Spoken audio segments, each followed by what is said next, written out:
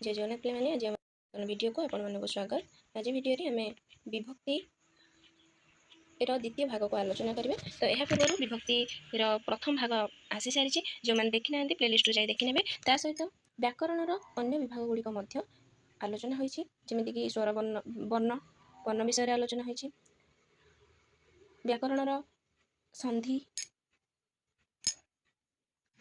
संधि स्वर संधि व्यंजन संधि विसर्ग संधि ये सब गुड़िक आलोचना हो सारी।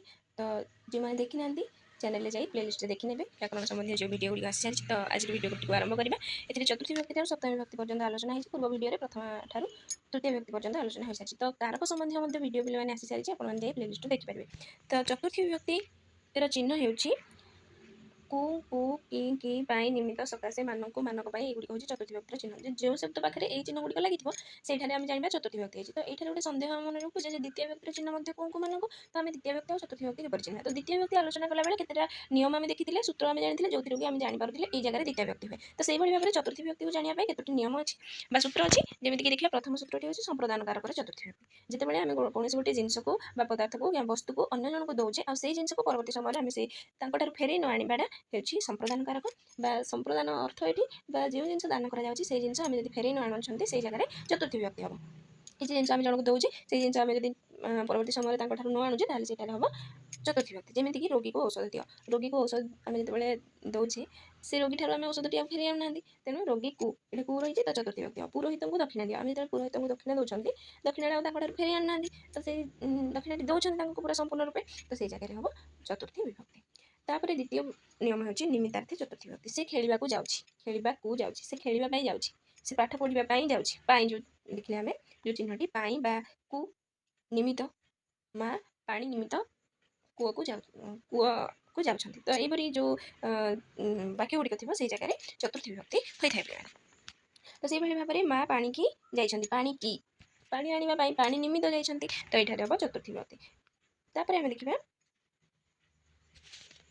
स्वर्ग को सीढ़ी ना बड़ लोक उत्तर ना यहाँ परीक्षा बहुत थर आसे स्वर्ग को सीढ़ी ना एठारे क्यों विभक्ति होता है। तो ये क्यों विभक्ति हम चतुर्थी विभक्ति हम स्वर्ग पाई सीढ़ी ना बड़ लोक उत्तर ना निमित्त अर्थ में ठीक अच्छे। तो ये हम चतुर्थी विभक्ति।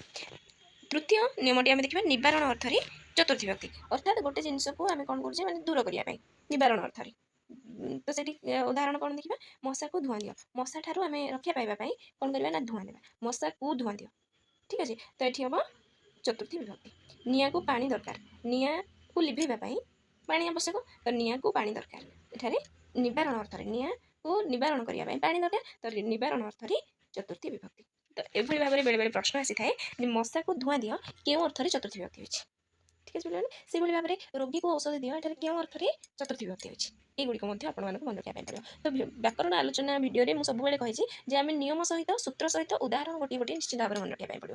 जदि आम ये भाव में मन रखुच्छे व्याकरण बुझापी व्याकरण मन रखापी आमको बहुत सहज होमती आम देखा संप्रदान अर्थ में चतुर्थी विभक्ति होता है। आम ये जानी सूत्र मन कर जानते कि उदाहरण जाना कौ जगह उदाहरण टे पढ़ी कि कौ जगह सूत्र पढ़ी ये भाव में प्रश्न परिवर्तन हो आसूँ तेणु सूत्र और उदाहरण जहाँ भी आपको मन रखापी पड़ो। तो गोटे उदाहरण रखिले भी आपने जानीदेवे कौ सूत्र एठारे होइछि ठीक अच्छे। तापर आम देखा परवर्ती उदाहरण हूँ भाइरस रोग को सचेतनता ही अव्यर्थ औषध। तो ये कौन ना सचेतन होगा क्या सचेतन होगा क्या निवारण करने सचेतन होगा भाइरस रोग ठीक अच्छे। से भाव में परवर्ती सूत्र आम देखा सम्मानार्थी स्नेह विश्वास अर्थ में चतुर्थी विभक्ति होता है। सम्मान अर्थ में स्नेह अर्थ में विश्वास अर्थ में चतुर्थी विभक्ति होता है। जमीक आम कह गुरु को भक्ति कर बड़ मान को सम्मान दियो माँ राजू को स्नेह कले।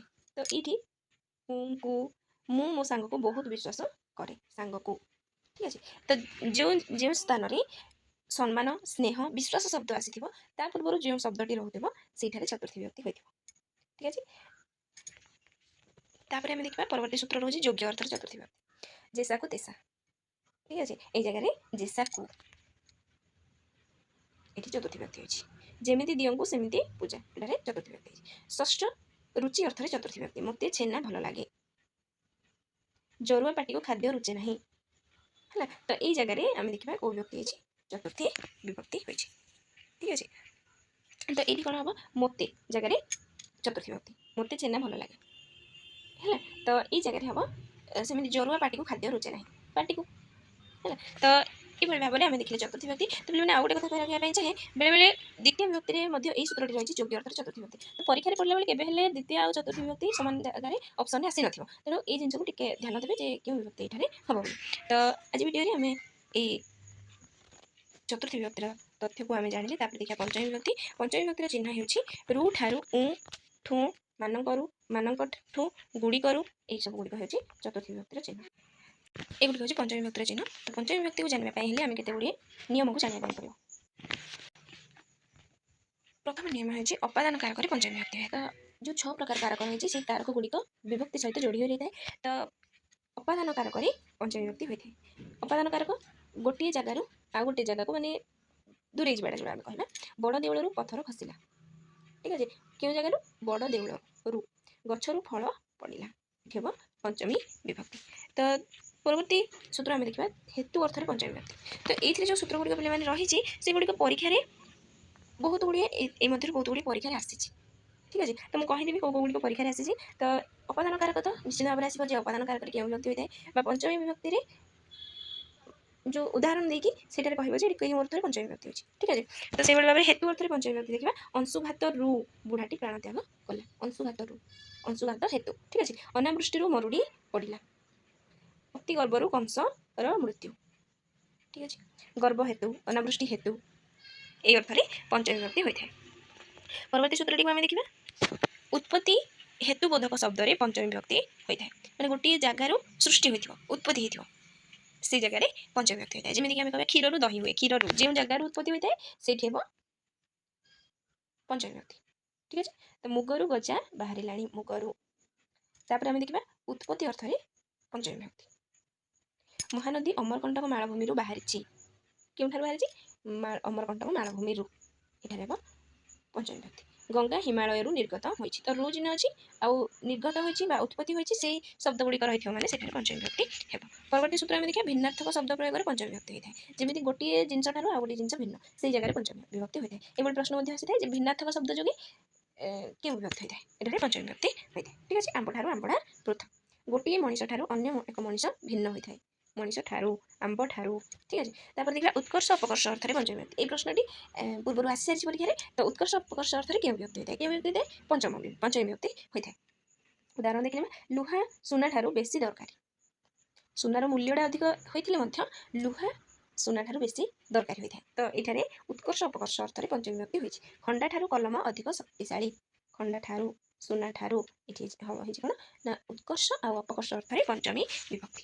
ତାପରେ ଦେଖିବା ସପ୍ତମ ସୂତ୍ରଟି ରହୁଛି ରକ୍ଷାର୍ଥକ ଶବ୍ଦ ଯୋଗେ ପଞ୍ଚମୀ ବିଭକ୍ତି। ଏମିତି ଉଦାହରଣ ପିଲାମାନେ ଦେଇଥିବ ଯେ ହେ ପ୍ରଭୁ ଏ ବିପଦରୁ ମୋତେ ରକ୍ଷା କର, ଅଣ୍ଡରଲାଇନ୍ ଦେଇଥିବ ବିପଦରୁ, ଏଠାରେ କେଉଁ ବିଭକ୍ତି ହୋଇଛି? ତ ଏଠି କେଉଁ ବିଭକ୍ତି ହେବ? ପଞ୍ଚମୀ ବିଭକ୍ତି ହେବ। ପୁଣି କେଉଁ ଅର୍ଥରେ? ରକ୍ଷାର୍ଥକ ଶବ୍ଦ ଯୋଗେ। ଭଗବାନ ମୃଗିଣୀଙ୍କୁ ସଙ୍କଟରୁ ପାରି କରିଥିଲେ, ସଙ୍କଟରୁ, ଠିକ୍ ଅଛି। ତାପରେ ଦେଖିବା ବିଦ୍ୟା ଗ୍ରହଣ ଅର୍ଥରେ ପଞ୍ଚମୀ ବିଭକ୍ତି। ବିଦ୍ୟା ଗ୍ରହଣ ଅର୍ଥରେ ପ୍ରଥମ ଶିକ୍ଷା ଆମେ ମା ଠାରୁ ପାଇଥାନ୍ତି, କାହାଠାରୁ ବିଦ୍ୟା ଗ୍ରହଣ କରିଥାନ୍ତି? ପ୍ରଥମ ବିଦ୍ୟା ବା ପ୍ରଥମ ଶିକ୍ଷା ମା ଠାରୁ। ନଚିକେତା ଯମଙ୍କ ଠାରୁ ଆତ୍ମଜ୍ଞାନ ଲାଭ କରିଥିଲେ, ବିଦ୍ୟା ଗ୍ରହଣ ଅର୍ଥରେ ପଞ୍ଚମୀ ବିଭକ୍ତି ହେବ। ତ ଯେକୌଣସି ସାର୍ଙ୍କ ନାମ ନେଇକି ଯଦି ଆପଣମାନେ ନିଜେ ବି ଉଦାହରଣ କରିପାରିବେ। ତାପରେ ଦୂର ନିକଟ ଶବ୍ଦ ଯୋଗେ ପଞ୍ଚମୀ ବିଭକ୍ତି ହୋଇଥାଏ।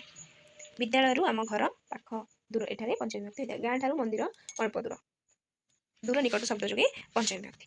ପରେ ଦେଖିବା ପରାଜିତ ଅର୍ଥ ଯେଉଁଠି ଶବ୍ଦ ଲାଗିଥିବ ପରାଜିତ ଶବ୍ଦର ଅର୍ଥ ଶବ୍ଦ ଯୋଗେ ପଞ୍ଚମୀ ବିଭକ୍ତି। ଆଜି ମ୍ୟାଚ୍ରେ ପାକିସ୍ତାନ ଭାରତ ଠାରୁ ପରାଜିତ ହୋଇଛି, ଭାରତ ଠାରୁ ପରାଜିତ ହୋଇଛି। ତ ପରାଜିତ ଶବ୍ଦ ପୂର୍ବରୁ ଯେଉଁ ଶବ୍ଦଟି ରହିଥିବ ସେଇ ଶବ୍ଦ ଜାଗାରେ ପଞ୍ଚମୀ ବିଭକ୍ତି ହୋଇଥିବ। ଆରମ୍ଭ ଶବ୍ଦ ଯୋଗରେ ପଞ୍ଚମୀ ବିଭକ୍ତି ହୋଇଥାଏ। ଗାଁ ଠାରୁ ଆରମ୍ଭ କରି ସହର ସବୁଠି ବିଶୃଙ୍ଖଳା, ଆରମ୍ଭ ଶବ୍ଦ ଯୋଗ ହେଇଛି, କ'ଣ କୁହାଯାଇଛି? ଆରମ୍ଭ ଶବ୍ଦ ଯୋଗ ହୋଇଥିବ ଯେଉଁଠାରେ ତା ପୂର୍ବରୁ ଯେଉଁ ଶବ୍ଦଟି ରହିଥିବ ସେଠାରେ ପଞ୍ଚମୀ ବିଭକ୍ତି ହେବ। ଗାଁ ଠାରୁ ଆରମ୍ଭ କରି ସହର ପର୍ଯ୍ୟନ୍ତ, ଏବେ ଫାଲ୍ଗୁନ ମାସରୁ ଆରମ୍ଭ କରି ଆଷାଢ଼ ମାସ ପର୍ଯ୍ୟନ୍ତ ଖରା ଅନୁଭୂତ ହେଉଛି, ଠିକ୍ ଅଛି। ତ ଏଇଭଳି ସୂତ୍ର ଗୁଡ଼ିକ ଆଉ ଉଦାହରଣ ଗୁଡ଼ିକ ଆପଣମାନଙ୍କୁ ମନେ ରଖିବା ପାଇଁ ପଡ଼ିବ, କାରଣ ବ୍ୟାକରଣକୁ ସହଜରେ ବୁଝିବା ପାଇଁ, ସହଜରେ ମନେ ରଖିବା ପାଇଁ ସୂତ୍ର ସହିତ ଉଦାହରଣ ଗୋଟେ ନିଶ୍ଚିତ ଭାବରେ ଆପଣମାନେ ମନେ ରଖନ୍ତୁ। ଦେଖିବେ ବ୍ୟାକରଣ ଆପଣମାନଙ୍କୁ ବହୁତ ସହଜ ଲାଗିବ। ତାପରେ ଦିଗବାଚକ ଶବ୍ଦ ପ୍ରୟୋଗରେ ପଞ୍ଚମୀ ବିଭକ୍ତି ହୋଇଥାଏ। ଦିଗକୁ ଆମେ ଯେତେବେଳେ ନିର୍ଦ୍ଧାରଣ କରନ୍ତି, ଯେମିତିକି ଆମ ଘରଠାରୁ ଦକ୍ଷିଣକୁ ଗଲେ, ଆମ ଘରଠାରୁ ଦକ୍ଷିଣକୁ ଗଲେ, ତ ଦିଗ ଯେଉଁଠି ରହିଛି ତା ପୂର୍ବରୁ ଯେଉଁ ଶବ୍ଦଟି ରହିଥିବ ସେଇଠାରେ ହେବ ପଞ୍ଚମୀ ବିଭକ୍ତି, ଠିକ୍ ଅଛି। ତ ଦିଗବାଚକ ଶବ୍ଦ ପ୍ରୟୋଗରେ ପଞ୍ଚମୀ ବିଭକ୍ତି ହୋଇଥାଏ। ବାଲୁଗାଁରୁ ପୂର୍ବକୁ ଚିଲିକା ରହିଛି, ଠିକ୍ ଅଛି। ନିବାରଣ ଅର୍ଥରେ ନିବାରଣାର୍ଥକ କ୍ରିୟା ଯୋଗେ ପଞ୍ଚମୀ ବିଭକ୍ତି ହୋଇଥାଏ। ତ ଜନସାଧାରଣ ଦୁର୍ନୀତିରୁ ଦୂରେଇ ରୁହ, ଦୁର୍ନୀତିରୁ ଦୂରେଇ ରହିବା ତ ନିବାରଣ अर्थ निवारण निवारणार्थक क्रियापद ଯୋଗରେ କ'ଣ ହୋଇଥାଏ ପଞ୍ଚମୀ ବିଭକ୍ତି ହୋଇଥାଏ ତ ଦୂରେଇ ରହିବା ନିବାରଣ ଅର୍ଥରେ ଯେଉଁ କ୍ରିୟାପଦଟି ରହିଲା ଠିକ୍ ଅଛି ତ ପିଲାମାନଙ୍କୁ ଅସତ୍ ପଥରୁ ବାରଣ କରିବା ଉଚିତ ଏଇ ଯେଉଁ କ୍ରିୟାପଦ ଗୁଡ଼ିକ ରହିଲା ସେଗୁଡ଼ିକ ହେଉଛି ନିବାରଣାର୍ଥକ କ୍ରିୟାପଦ ଯେଉଁଥିପାଇଁ କି ତା ପୂର୍ବରୁ ଯେଉଁ ଶବ୍ଦ ଗୁଡ଼ିକ ବସିଛି ସେଠାରେ ପଞ୍ଚମୀ ବିଭକ୍ତି ହୋଇଛି ତାପରେ ଆମେ ଦେଖିବା ମାର୍ଗବାଚକ ଓ କାଳବାଚକ ଯୋଗୀ ପଞ୍ଚମୀ ବିଭକ୍ତି ହୋଇଥାଏ ମାର୍ଗବାଚକ ଓ କାଳବାଚକ ଶବ୍ଦ ଯୋଗୀ ପଞ୍ଚମୀ ବିଭକ୍ତି କେଉଁଭଳି ଭାବରେ ହେଉଛି ସେ ବଜାରରୁ ଘର ଆଡ଼କୁ ଯାଉଥିଲା ବଜାରରୁ ସକାଳୁ ରାତି ଯାଏଁ ତୁ କ'ଣ କରୁଛୁ ସକାଳୁ ଠିକ୍ ଅଛି ତ ତାପରେ ଦେଖିବା ଅସମାପିକା କ୍ରିୟା ଲୋପରେ ପଞ୍ଚମୀ ବିଭକ୍ତି ହୋଇଥାଏ ମୁଁ ଛାତରୁ ବଲ୍ ତଳକୁ ପକାଇଲି ଅସମାପିକା ଅର୍ଥରେ ଛାତରୁ ଠିକ୍ ଅଛି ତାପରେ ସେ ଘରୁ କହୁଥିଲା ଆସିବ ଘରୁ ଏ ଜାଗାରେ ପଞ୍ଚମୀ ବିଭକ୍ତି ହୋଇଥାଏ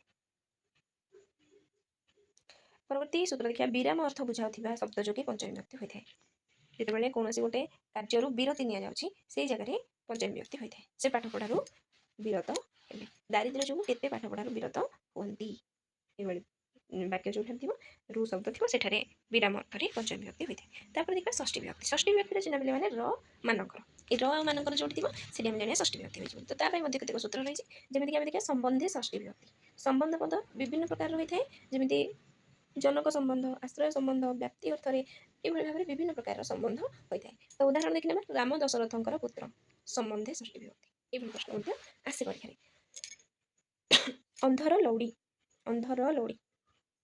ଏଠି ଅନ୍ଧଟା ଟାଇପ୍ ହେଇନାହିଁ ତ ଅନ୍ଧର ଲଉଡ଼ି ହେବ ପିଲାମାନେ ଆଶ୍ରୟ ସମ୍ବନ୍ଧ ତାପରେ ଦେଖିବା ମାସକର ଦରମା ବ୍ୟାପ୍ତି ଅର୍ଥରେ ତାପରେ ଆମେ ଦେଖିବା ନିର୍ଦ୍ଧାରଣ ଅର୍ଥରେ ଷଷ୍ଠୀ ବିଭକ୍ତି ନିର୍ଦ୍ଧାରଣ ହେଉଛି ଗୋଟିଏ ଅନେକ ଗୁଡ଼ିଏ ମଧ୍ୟରୁ ଗୋଟିଏକୁ ଆମେ ବାଛୁଛେ ସେଭଳି ଭାବରେ ଦେଖିବା ବସନ୍ତ ଋତୁମାନଙ୍କର ରାଜା ଯଦି ହେଇଥାନ୍ତା ଋତୁମାନଙ୍କ ମଧ୍ୟରେ ବସନ୍ତ ରାଜା ତାହେଲେ ସେଠି କ'ଣ ହେଇଥାନ୍ତା ସପ୍ତମୀ ବିଭକ୍ତି ଋତୁମାନଙ୍କ ମଧ୍ୟରେ ତ ନିର୍ଦ୍ଧାରଣ ଅର୍ଥରେ ସପ୍ତମୀ ବିଭକ୍ତି ହୋଇଥାଏ ତେଣୁ ଏଠି ଯଦି ର ଅଛି ଋତୁମାନଙ୍କର ରାଜା ହେଉଛି ବସନ୍ତ ଋତୁମାନଙ୍କର ର ଯଦି ଆସିବ ଷଷ୍ଠୀ ବିଭକ୍ତି ରେ ଯଦି ଆସିବ ସପ୍ତମୀ ବିଭକ୍ତି ତାପରେ ଆମେ ଦେଖିବା ସହାର୍ଥକ ପଦ ଯୋଗେ ଷଷ୍ଠୀ ବିଭକ୍ତି କାହା ସହିତ କଥା ହେଉଛ ଏଠାରେ ଷଷ୍ଠୀ ବିଭକ୍ତି ସହିତ ଯୋଉଠି ଅଛି ଏଇ ଯେଉଁ କାହା ଜାଗାରେ ହେବ ଷଷ୍ଠୀ ବିଭକ୍ତି ତାପରେ ଆମେ ଦେଖିବା ତୁଲ୍ୟାର୍ଥକ ଶବ୍ଦ ଯୋଗେ ଷଷ୍ଠୀ ରାମଙ୍କ ତୁଲ୍ୟ ରାଜା ନାହିଁ ତୁଲ୍ୟ ଦେଖ ପିଲାମାନେ ଏଠି ଯେଉଁ ଶବ୍ଦ ପୂର୍ବରୁ ଲାଗିଥିବା କଥା କୁହାଯାଇଛି ଯେମିତି ସହାର୍ଥକ ପଦ ଯୋଗେ ତୁଲ୍ୟାର୍ଥକ ଶବ୍ଦ ଯୋଗେ ମାନେ ତୁଲ୍ୟ ଶବ୍ଦ ଯେଉଁଠାରେ ଥିବ ତା ପୂର୍ବରୁ ଯେଉଁ ଶବ୍ଦଟି ଥିବ ସେଇ ଶବ୍ଦରେ ଷଷ୍ଠୀ ବିଭକ୍ତି ହୋଇଥାଏ ତ ଯୋଗ୍ୟାର୍ଥୀ ହଁ ରାମଙ୍କ ତୁଲ୍ୟ ରାଜା ନାହିଁ ତାର ଉଦାହରଣ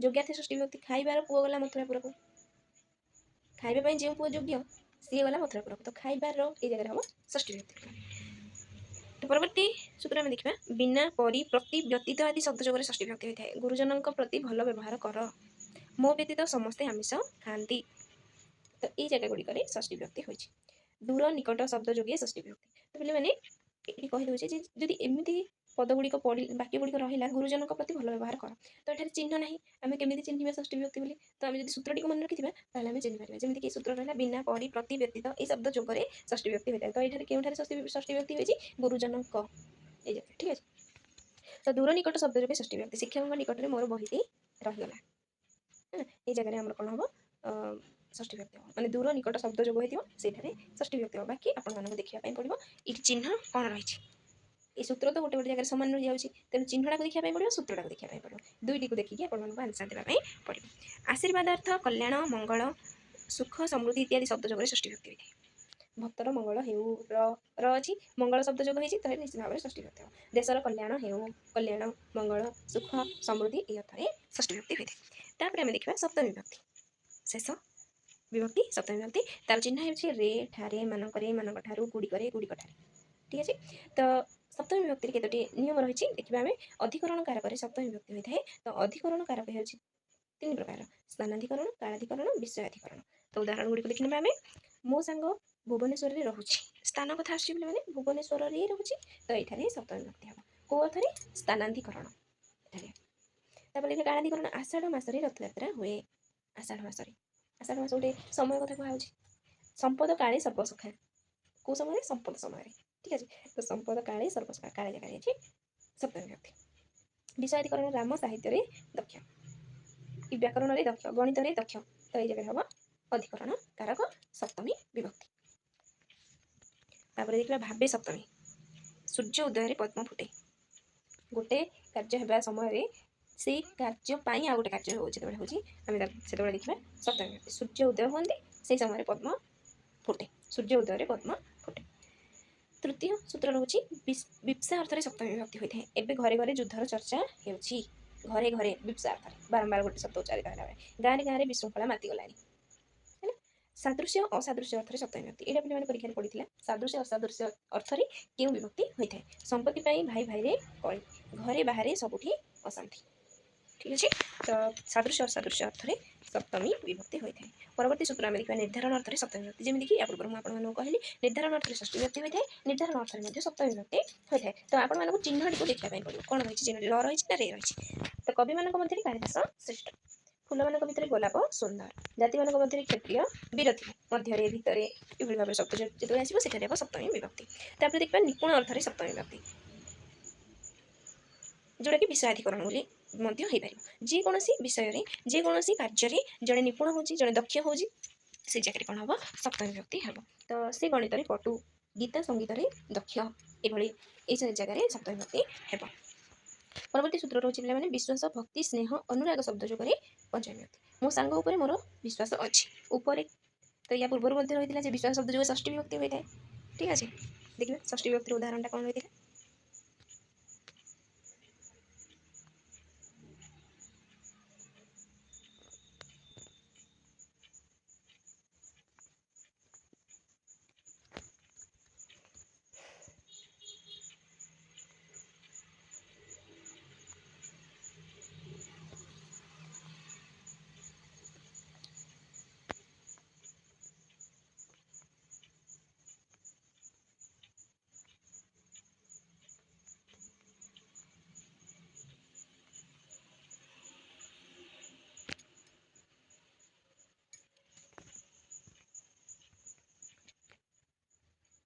हाँ जाने ये आम देखिए चतुर्थी विभक्ति थी कौन विश्वास अर्थ स्नेह सम्मान। तो चिन्ह को देखिए आमको विभक्ति को निर्धारण करने पड़ो जानापी पड़ो। तो सेठारे मो सांग को मु विश्वास करे, मो सांग उपर मोर विश्वास अच्छी, तो कु उपर तो ये सूत्र सामान रही चिन्ह सामान रोन विभक्ति असमान हो जाए। तो ये देखा चिन्ह को देखापी पड़ो। से भाव में शेष सूत्र आम देखा आदर अनादर अर्थ सप्तमी विभक्ति। देश विदेश में शत्रुता, जाति जाति मैत्री। तो ये भाव में आपको सूत्र गुड़िक देखिए मन रखिए। तापर गोटे गोटे उदाहरण मन रखिने जो थे आपको बहुत साहाय्य कर व्याकरण को मन रखा। ठीक अच्छे, तो आज वीडियो आम विभक्ति उपर जो बाकी तथ्य गुड़िक रही है बाकी विभक्ति गुड़िक रही आलोचना करने पूर्व वीडियो से गुड़िक आम आज आलोचना कले। तो वीडियो शेष पर्यटन देखि धन्यवाद। निश्चित भाव में कमेंट माध्यम आपको फीडबैक जनातु। तो ये नूतन वीडियो पाइबा आम चैनल को सब्सक्राइब कर दिखाँ, आम सहित जोड़ी रही था, सांग साथी मान सहित शेयर कर दिखाँ। धन्यवाद।